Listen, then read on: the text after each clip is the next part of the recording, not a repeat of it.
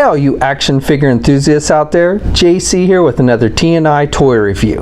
And today's review is in association with MarvelousNews.com, your #1 news source for everything Marvel. And for today's review, I'm going to be taking a look at the brand new Marvel Legends 6-inch scale Avengers Infinity War Cull-Obsidian Build-A-Figure from Hasbro. Now, just to recap, the figures that you need to get in order to complete this Build-A-Figure include comic book versions of Malekith and Black Knight, Avengers Infinity War movie versions of Thor and Black Widow, and then Ant-Man and the Wasp from the upcoming Ant-Man and the Wasp movie. Okay, now once you have all the pieces, putting the figure together is pretty easy. You just snap in the arms and the legs. It doesn't matter which one you start with. You could even start with the head if you want to. The head just attaches with a ball hinge joint.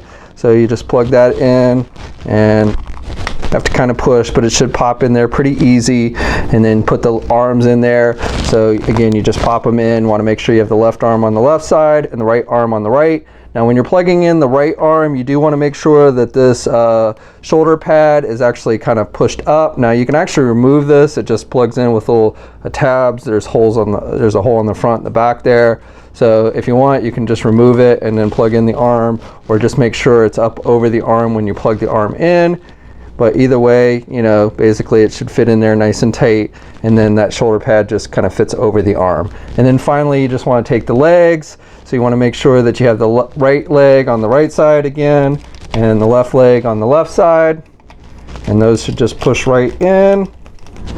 Once you have all the pieces together, the final thing you want to do is take his hammer, his weapon, and stick it in his left hand. The right hand is sculpted, so it won't actually hold it, so it does have to go in the left hand, but he does hold the hammer nice and tight. Now we'll start off by looking at the hammer a little more closely. This is the one and only accessory the figure does come with.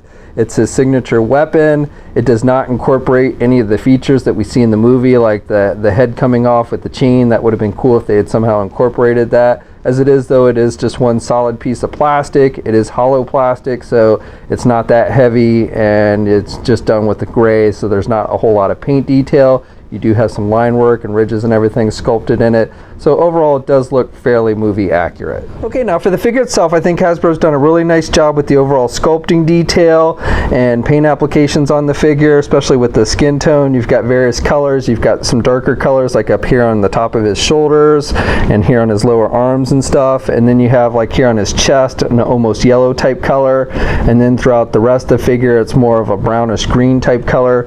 So overall, I think they've done a pretty good job with that. I also like, you know, how they've sculpted all the scales and bone and everything throughout the skin. I think that's pretty nice detailing, and you've got that throughout the entire figure. And then he's got these armor pieces that he's wearing. So he's got the shoulder pad here on the right side, which again is removable, and then on the right arm he's got like this wrist guard that comes down the lower arm but not covering his hand, and then on the left side he's just got a little bit of piece that's just covering his hand. So it's almost like the wrist guard on this side was ripped off, and you've got the darker color.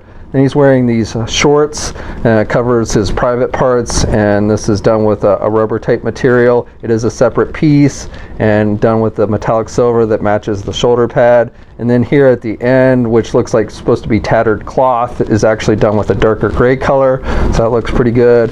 And then with the legs, he's got the shin guard that goes down the left leg, the knee pad and shin guard. And then on this side, you just got the knee pad, so again, it looks like the shin guard has been ripped off or something. These are just glued on there. Same with the wrist guard here, they're just glued on the figure, but they are actual separate pieces. But overall, you know, I think they've done a nice job. I like the head sculpt. He's got the teeth that are sticking out, and you know, it looks almost like he's got kind of like a goatee here on his chin. And for the most part, from what I recall, this seems to be pretty movie accurate. Now this figure does have a pretty good size to it. It comes in just under 9 inches tall. Here's a comparison with fellow Black Order member Proxima Midnight. Now you can see Cull-Obsidian is definitely taller, as he should be. Hopefully Hasbro will get around to releasing the other members of the Black Order. Now here's a comparison with the Infinity War Thanos Build-A-Figure from Hasbro, and Cull-Obsidian is taller, which I believe, if I recall correctly, is accurate. So the scale between these two seems to be pretty good. And then finally, here's a comparison with the Avengers Age of Ultron Hulkbuster Build-A-Figure that Hasbro gave us a couple years ago, and hopefully Hasbro will eventually give us an Infinity War version of the Hulkbuster. Okay, so for articulation on this one, you can turn the head to the left and to the right. He really doesn't have much in the way of down movement. He can look up a little bit there, and has a little bit of pivot, but not too much. Arms attached with your standard ball hinge joint there at the shoulder. However, because he's got these pieces that kind of stick up on the shoulder, he really can't get his arm out much more than that. He does have decent rotation there at the shoulder. He has a bicep swivel. He has a single hinged elbow, so he can bend his elbow about that much. And then he has rotation at the wrist, and he has hinges. The hinges are on the sides of the wrist, so you've got that back and forth movement. On this one, they're actually on the top and the bottom, so you get the up and down movement with this side. And then he has a midsection joint, so you get rotation there. You get some pivot to the left and the right. You don't get much in the way of crunch movement, but he can look back a bit there. And you also have a waist swivel, so you get rotation at the midsection and at the waist with this one. With the legs, he can do the splits about that much. You can get the leg forward only about that much. This skirt piece or whatever it is comes down a little bit over the leg, so it limits some of that movement. And then he can do the leg back about that much. He's got a thigh swivel. He's got a double jointed knee, so good bending there at the knee. And then hinges on the feet, so up and down movement. He does have ankle pivot and 2 peg holes on the bottom of the feet. Okay, so that's my review. So overall, I think this is a pretty solid Build-A-Figure. It's got a good size to it. I like the overall sculpting detail and paint applications. Even the articulation is pretty decent on the figure. And if you're a fan of the Black Order, I think this is one you'll definitely want to check out.